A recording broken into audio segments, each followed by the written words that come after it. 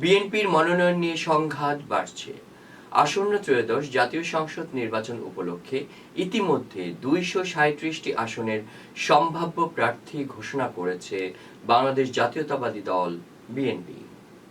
আসন্ন ত্রয়োদশ জাতীয় সংসদ নির্বাচন উপলক্ষে ইতিমধ্যে ২৩৭টি আসনের সম্ভাব্য প্রার্থী ঘোষণা করেছে বাংলাদেশ জাতীয়তাবাদী দল বিএনপি।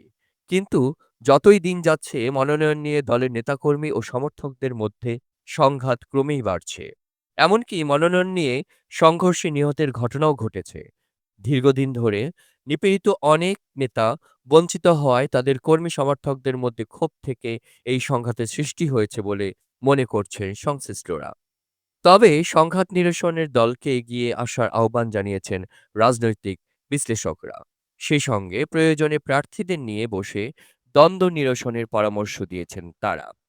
রাজনৈতিক বিশ্লেষকদের মতে দীর্ঘ ১৫ বছর আওয়ামী ফ্যাসিবাদদের আমলে দলের জন্য নির্যাতিত হয়েছেন বিএনপির অনেক নেতাকর্মী ও সমর্থক। গণতন্ত্রে উত্তরণের পথে আগামী নির্বাচন ঘিরে মনোনয়নকে দলের কাছে মূল্যায়িত করার অংশ হিসেবে দেখছেন তারা। দীর্ঘদিন নিপীড়িত নির্যাতিত এসব নেতাকে ঘিরে স্বপ্ন বুনছেন তাদের কর্মী সমর্থকরা।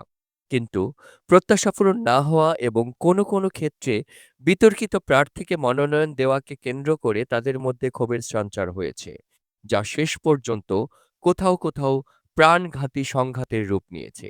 যদিও বিএনপির পক্ষ থেকে বলা হয়েছে এই মনোনয়নের মাধ্যমে যে প্রার্থী ঘোষণা করা হয়েছে সেটি সম্ভাব্য। বিভিন্ন স্থানে এটি রদবদলও হতে পারে। তবে বিতর্কিত ও তৃণমূলের সঙ্গে সম্পর্ক নেই এমন অনেক প্রার্থীর নাম ঘোষণাকে কেন্দ্র করে প্রার্থী পুনর্বিবেচনার দাবি উঠেছে তৃণমূল থেকে। বিক্ষোভ, মশাল মিছিল, সভা সমাবেশ ও মানববন্ধনে প্রার্থী পরিবর্তনের দাবি জানিয়েছেন অনেক মনোনয়ন প্রত্যাশী ও তাদের কর্মী সমর্থকরা। এছাড়া যেসব আসনে বিএনপির প্রার্থী চূড়ান্ত হয়নি সেগুলোর কিছুতে দলীয় প্রার্থীকে মনোনয়নের দাবি জানিয়েছেন নেতাকর্মীরা।